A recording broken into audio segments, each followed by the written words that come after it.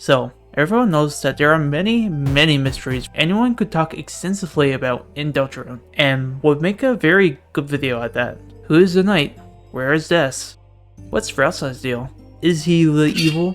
And quite frankly, many more things that would be very interesting to talk about. So, considering how many mysteries there are, and how important they are to the greater Deltarune plot as a whole, what's the deal with Everyman?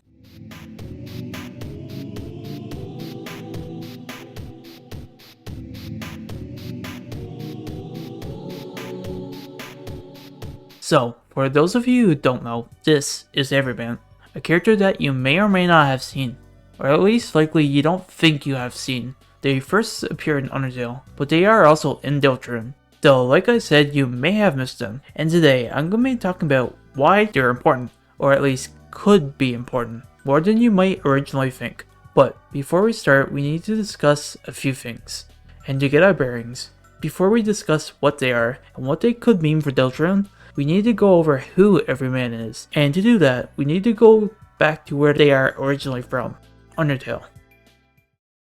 Now, I will try to make this as quick as I can. Everyman isn't a typical monster or NPC. They are more like an attack. Appearing in a true lab, they are one of Reaper Bird's attacks. And right off the bat, Everyman is a more interesting attack. And unlike most, kinda tells a story in 3 parts. Now, like I said, this isn't the only one that kind of does this, but this one's certainly unique. Reaper Bird, and subsequently Everyman, is found in a true lab, which might not seem too important on its own, but I think it's more important than it seems. Okay, I don't know if this is obvious or a common idea, but I've had this thought for a while now that the true lab was likely Gaster's lab. Now, I don't think there's really anything obviously stating this in the game. It's just kind of based off a couple of observations, and the first one is probably the most compelling, entry 17, Gaster's entry. While not found in the lab, it is an entry like all the other entries in the lab. Entry 17 was likely in the lab at some point, but not anymore due to Gaster reasons. Anyway, there are a few other things loosely connecting this place to Gaster's original lab. Its general darkness and spookiness, or just mysterious ambience, and like everything else related to Gaster, it's been hidden and blurred. I think this lab was likely only built after Gaster fell into his creation, and hell, maybe even Alphys herself requested it. All this to say that this lab was likely used or Gaster's own personal lab. Now, why is this important? Well, quite frankly, this is likely not the only reference to Gaster in the true lab. The memory heads seem to be not that much like the other amalgamates. Firstly, they're not really a amalgam of any monster. They resemble Gygas if anything, and due to a few things, plus just the general vibe, they seem to be connected a lot more to Gaster than say the amalgamates, and therefore Alphys. And if we pop over to Deltarune and use the phone in the Dark World, we get this.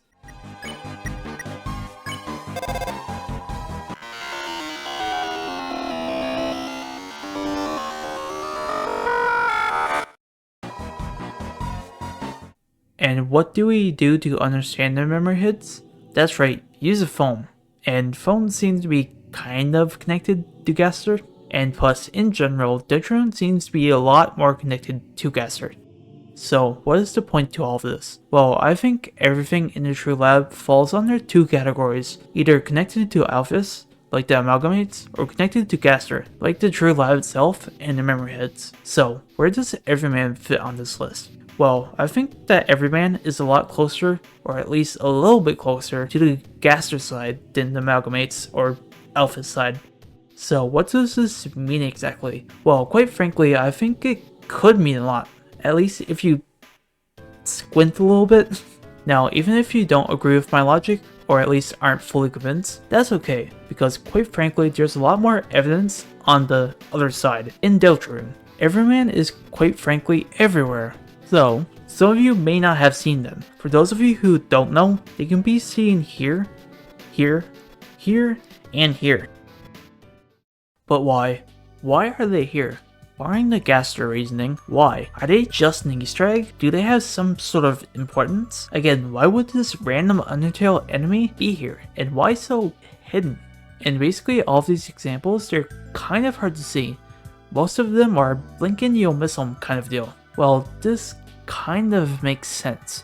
Everyman has also been kind of a mysterious character too. Granted, not nearly as mysterious as Gaster, but still, they are only ever talked about vaguely, and they're always just kinda there.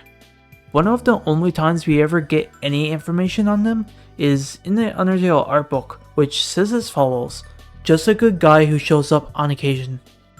And that's really all we get for info on them. Now, what does this all mean? Well, quite frankly, this could amount to, well, nothing, to be quite honest. Everyman really could just be an Easter egg. Just a guy who shows up on occasion. But if you stick with me and maybe squint your eyes a little bit, this is why I think Everyman could be important. Or at the very least, worth keeping an eye out for. Especially since the new chapters are right around the corner. Okay, barring all of the Undertale stuff, what else is so different or interesting about Everyman? Well, the fact that they contribute a trait that really only the main cast has, barring, a few exceptions. And that's the fact that Everyman is seen both in and outside the Dark World, like I showed before. They are here in the alleyway, and in both of the Dark Worlds in the 2 chapters. The only real people we see both in and out of the Dark World is the main cast. Plus Noelle, if for some reason you don't consider her the main cast, and Birdley, which definitely isn't the main cast. Barring that, there are 2 other examples. Quick jump in here, I forgot about the annoying dog, so make that free. Oops, okay, moving on. One, as I stated, is Everyman, and the other one, well, that's Icy. Icy is very weird. They were also in Undertale too, kinda like Everyman, but seems a lot more present in Deltarune. Again, kind of like Everyman. In general, they're actually a lot alike in a lot of ways, but that's probably a video for another day, because as weird as they are, trust me, they are weird, unlike Everyman, they seem to make a lot more sense. Or at least less, out of place. Everyman, all things considered, seems just frankly random, but Icy only appears in chapter 2, which on the surface makes sense. Icy's pizza, or pizza, I'm just probably going to say pizza, seems to be a mascot or a multi-million-dollar corporation, if not billion. They are more or less equivalent to like Mickey Mouse or Charles Entertainment Cheese, or hell, even Freddy Fazbear. What I'm trying to say is, Icy is likely a worldwide icon in Deltarune. It makes sense that they would appear in a computer/internet themed Dark World. As weird as they are, and trust me, they are pretty weird, them popping up here really isn't surprising, unlike Everyman. Anyway, getting a bit back on track, them having this trait that really only the main cast/important characters has is, again, very, very interesting. And just one of the reasons that they might be more than it meets the eye, or just a simple Easter egg. Again, just to reiterate, since they have a trait that only so far Chris and Susie have, appearing in both of the Dark Worlds, I think that this in turn means that Everyman's importance shouldn't be easily brushed off or tossed away. There's also something else of note too. They really only seem to be following around, well, the main cast. Almost as if they're spying on us or keeping track of us. It really only seems that they appear well often, blink and you miss it type of deals. Say if you paused or something, they're easily visible. It's not like that they're in the background or anything. It really seems that they're looking at the fun gang, or even us. So, more or less, it does seem that whatever Everyman is doing, they seem to have a keen interest in us, and not just like randomly in the background or something. They're always pretty forefront, even though it may be hard to see. Now about what I said about the Everyman and Gaster connection. Well, quite frankly, while there is some connection, it's not as much as I thought it was. There's the general creepiness or mysterious aspect, which is similar between the two, but definitely not damning evidence. Both them and Mystery Man are fairly simple, and both of their colors are muted, monochrome, just like the rest of Gaster's followers. Granted, being all white in Undertale isn't really much evidence. Pretty much all of the attacks are white unless it does something special, though they are still white in Deltarune, and attacks in Deltarune seem to be a bit less restrictive with their colors. Again, probably not as strong evidence as I hoped it was, but I actually have something interesting that, to my knowledge, no one has made a connection to yet. In Undertale's files, there is a Mystery Man sprite. This, as most people assume, is Gaster, but there is also a very similar named sprite in the game, and that's Strange Man, or Everyman. You see, it seems, or at least my assumption, that was Everyman's original name, but was likely changed. The reason why we even call this Everyman is due to two things. One is the Toby Fox tweet, and their description in the Undertale art book, and this is like strange, right? Both of these end with the word man, and both have one word in front of them, which are both adjectives. Okay, wait, actually, let me look that up. Okay, mystery isn't exactly a adjective, but mysterious is, which I think is more or less the same. Again, wiggle around.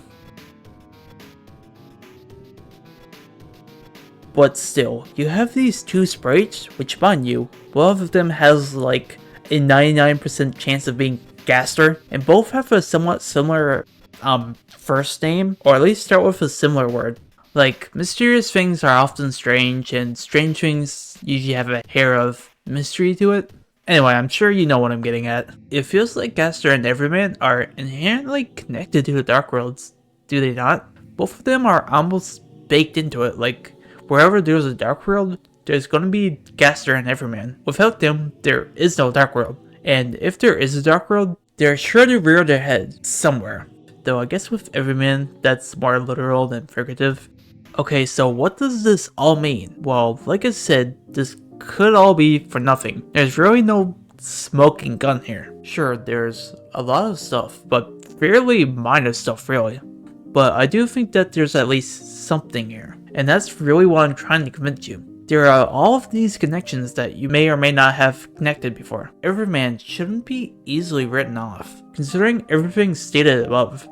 Or I guess before. Sorry, reading a script, you know? But before we part ways, I do have some speculation on what their deal could be, given the rather limited stuff we have on them currently. And the first one is that they're a Gaster follower, puppets, just like Jevon Spamton.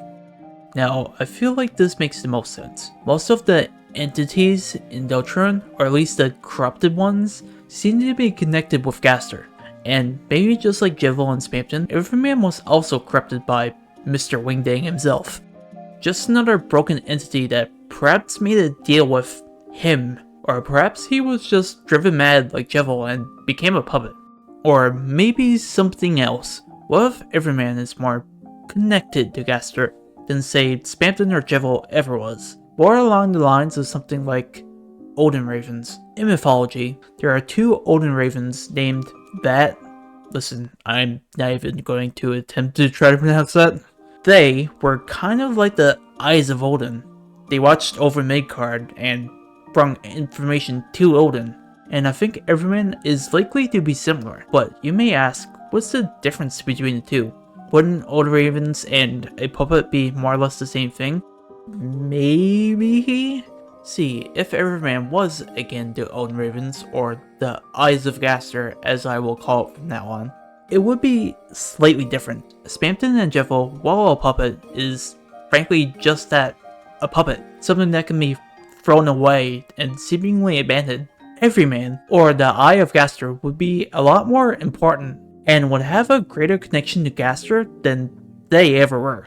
They're just higher on the totem pole. They're not just a simple puppet. They are how Gaster is able to see the world. They're almost akin to being a part of Gaster, inseparable. Now again, what's the importance? Well, if they are just another puppet, well, then perhaps they were just abandoned, just like how Spamton was. Whatever happened to Gaster after they hung up on Spamton, Everyman was also likely left behind. Their connection to Gaster was likely stronger, and now they are almost baked into the dark world, just another puppet gone mad and attacks you.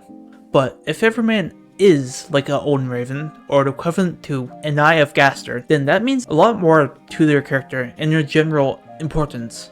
Okay, say for instance, Chris is the knight, and is, you know, Gaster pilled, then it makes complete sense that Gaster wants to keep their eye on their little darkness bringer, to check their progress and to see if they're doing a good job and still creating dark fountains. Gaster seems to be one with the darkness, so making sure your little knight is doing what they're told seems reasonable, and getting Everyman to check on their progress or keeping a general eye on you seems like a good thing to keep track of. And hell, even if Chris isn't the knight, or Gaster pilled, Chris and the gang are still, you know, the heroes of the effing prophecy. That seems like a pretty good thing to keep an eye on, just in general.